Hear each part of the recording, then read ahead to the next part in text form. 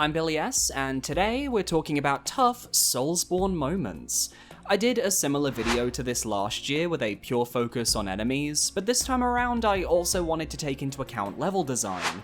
I'm going to avoid talking about bosses though, as I have countless rankings on the hardest bosses across the Soulsborne series, and today we have 7 moments to talk about, so let's start with a classic. Have you ever thought about being trans, dear viewer? Shout out to my dolls and dudes out there, because there is one game in the series that actively lets you live out that fantasy. In Dark Souls 2, there is a way to swap your gender at will, and all you have to do is lay down in the creepiest coffin known to mankind, which is pretty metal, all things considered.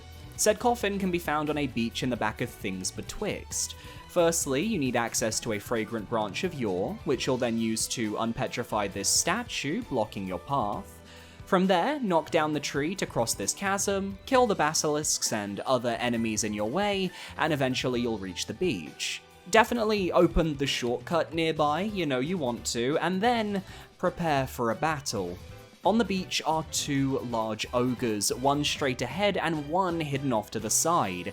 They are extremely difficult to fight 2-on-1, especially in the early game, to the point where I had to get new footage of this sequence because they were so brutal. They hit hard, have long combos, and if you're caught in their grab, you may as well accept your death. But eventually, you can slay them, and they're a rare set of enemies that don't respawn after being defeated, so you won't have to worry about them coming back after you rest at a bonfire.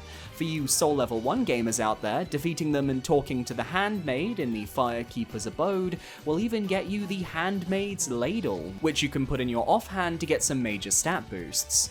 But tragically, being trans in Dark Souls 2 is still not safe, as when you approach the coffin in the Scholar of the First Sin edition, a pursuer invasion will trigger. He attacks you in multiple locations throughout the game, but this is a new low for him. Still, by this point, you've likely beaten his regular boss variant, and you know how to fight him.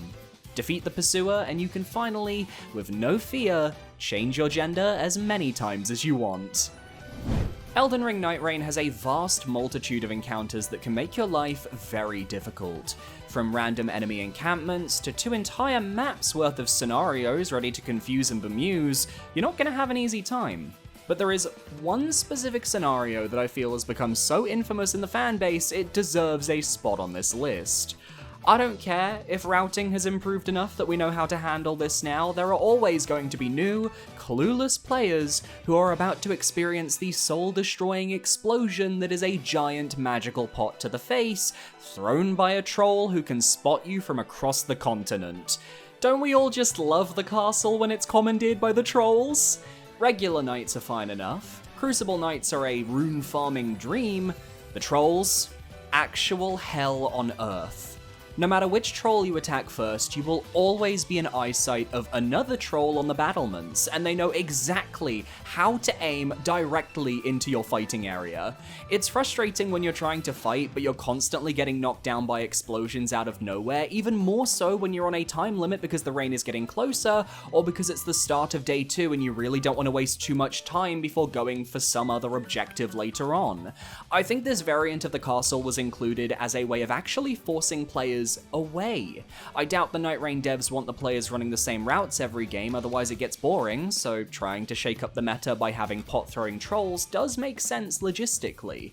But I'm autistic, and I like my patterns. Why do you think all my videos follow a similar format? So being told to branch out is like telling me to go against my nature. I must simply refuse. It's not the worst thing you can find in this castle though, but we'll save that for a 2.0 of this video if you're interested. Have you ever heard the saying 2 is a party, 3 is a crowd? What about when there's a 4th, and that 4th person is you, and the other 3 are all scary enemies that could absolutely 2-shot you when you first encounter them in Dark Souls 3? We're going extremely simple for this moment. Have you ever been wandering through Faron Keep? Trick question, most players never go off the beaten path in Faron Keep because they've been conditioned to hate it and take the quickest route for over a decade. But if you're like me and you actually want to go exploring, there are a handful of tough encounters you can run into. The Dark Wraith in the Sunken Tower on the west side of the swamp, the Basilisk Nest on the east side flanked by water that covers you up to your chest, and my award for encounter I still cannot beat comfortably to this day, the congregation of 3 elder grus who huddle near one of the swamp walls. They are vibing, minding their own business, until you rock up and decide to choose violence, and from there it all goes horribly wrong. Elder grus attack with giant tree trunks while summoning the spirits of the dead to deal damage. Dodging their natural weapons while avoiding the damned and making sure not to get slowed down by the water is near impossible without a proper plan. It's so funny because there's no reason to actually fight them. It's not like they're guarding an overly important item or on the main progression path. However, I've yet to find someone who can take these 3 down consistently and comfortably, so let me know down below if you can take these 3. In a fight, right? In a fight, right? This next entry comes courtesy of my boyfriend, shout out to Ion, love you. He's been replaying Elden Ring, and time is a flat circle, because on his first ever playthrough, there was one enemy type that drove him up the wall no matter their appearance, and it's happening again. Across the game, you'll find a series of heroes' graves, each with their own unique challenges to overcome, and in 3 of them, you'll also find what we like to call the chariots. These are fast-moving machines that drive up and down a large series of tracks. They're kitted out with spikes, giant wheels, and they're likely going to kill you at least once, or twice, or 3 times, or 4 times, or 5 times, or 65 times, or 66 times, or 67 times. The point is, you have to dodge them by hiding within the side nooks of each hero's grave, making your way through whilst avoiding getting run over.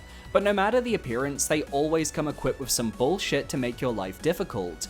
Lava to slow you down in Gelmir, tons of big drops in Fringe Folk, and Ariza has a whole cacophony of them which you have to figure out how to destroy by using traps further in the grave. They're just not the type of obstacle most players are used to, and while they all can eventually be destroyed for some nice drops like the Tree Greatbow, the Tree Sentinel set, and the Holy Ground Ash of War, most players aren't gonna do that, just getting the bare minimum done to beat the dungeons so they can get to the boss and move on. And I respect it, they aren't the type of enemies that appeal to everyone because they're so puzzle focused with the environment. I usually have a lot more patience than most, and I don't even like these guys, take that for what you will. One other fun fact about the chariots though is that they parried the subscribe button to stay notified about my future videos, because they want me to reach 50,000 subscribers by the end of 2026. I'd love if you could help us reach that goal too, by the way, it would really help the channel. Alright, this next entry isn't about difficulty when it comes to toughness, it's about me, Billy S, and my mental toughness. And the S in this instance stands for Spider. The Nightmare of Mensis is a fucked up place. Frenzy brains, beasts with worms infecting their every move. Mikolash is a constant reminder of my receding hairline. But nothing, and I mean nothing, in the Soulsborne series gives me as much fear as the giant Nightmare Apostle in the opening entrance hall. A gigantic behemoth of a spider. All he does is hang there with his besties, threatening arachnophobes everywhere with his presence. An aura that keeps me at bay, and yet he has to fall. There is nothing more horrendous than fighting him through that tiny door and seeing all his massive legs clipping through the walls to get at me, scurrying in a way that is far too realistic for me to handle at the best of times. There's a reason why I always run through this room while screaming, "Don't look back, don't look back, don't look back!" And then I discovered that if you go into the randomly generated Chalice dungeons, as opposed to the ones created by the devs, there's another chance you can run into this guy without warning. Way to make me never want to do the random Chalice dungeons ever! I don't care that technically this is an easy to kill enemy, I care that it triggers a deep phobia inside of me, and many others that is almost debilitating to experience, and if you're one of those players, my heart goes out to you. I don't think I could do a tough moments list without bringing up Blighttown at least once. I'm not saying the entire area is being represented because that's a bit too broad a scope for this ranking, but no matter the playthrough, regular or randomized, I always end up suffering in one specific spot. Collecting the Firekeeper's soul after the water wheel elevator. You know the one. It's the small sewer area complete with fiery doggos down below and toxic dart blowers up top. Because if there's one thing that puts the fear of Gwyn in you, it's the prospect of being toxicked and put on a very strict time limit due to a lack of blooming purple moss clumps and healing. I always end up toxicked at least once, and then you drop down and get stagger-locked by a series of fiery doggos in their flame breath, and the entire exercise of cleaning out this area feels entirely pointless. I think what makes this brief segment so brutal for me is that every death means a long run back to re-explore it.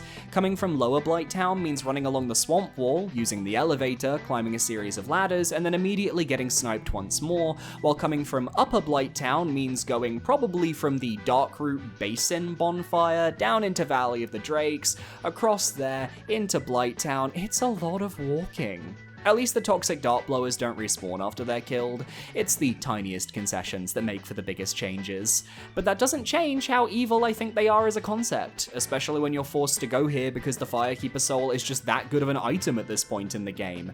Extra funny when you get back to Firelink Shrine after this and the Firekeeper is probably dead because Lautrec stole her, so you can't even use said soul until you reach the Brass Moon Knightess in Anor Londo. Real funny, Miyazaki. Lastly, sticking with Dark Souls, have you ever had a workplace accident? Have you ever fallen from a high height and lost all your souls, leading to a rage-inducing throw the controller moment? We've all been there, but some gravity puzzles are worse than others. However, because I want to make this a series, I'm going to save a couple of them for future videos, so let's talk about a real classic. How about them Anor Londo rafters, am I right? While the Anor Londo archers are the most infamous part of the City of the Gods, I already covered them in a previous enemies video, but the rafters above the painting room are a different story. Crossing them means fighting a host of painting guardians who have surprisingly good balance, and by balance I mean they have competent pathing. They're able to make their way towards you with military precision, and if you try to fight back, you risk accidentally throwing yourself into the void via your own attack animations. I've had so many instances where I've tried to slowly cross the rafters, I do one attack to get rid of a painting guardian ahead of me, and somehow it ends up with me falling to my doom.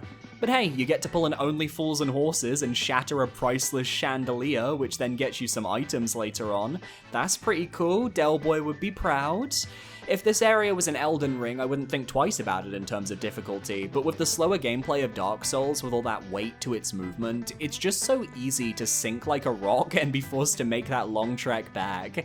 Honestly, I'm shocked I haven't spoken about these rafters outside of generic Anor Londo discussions before on the channel. This feels like a momentous occasion. Can you think of any tough Soulsborne moments that don't relate to boss fights? I'd love to hear some of your suggestions, as I'd like to make this an episodic series. Maybe even share some of your own stories that I can put on the video. Hell, throw some Souls likes in there as well. And then parry that subscribe button so we can reach 50,000 subscribers because the momentum is with us. Adios.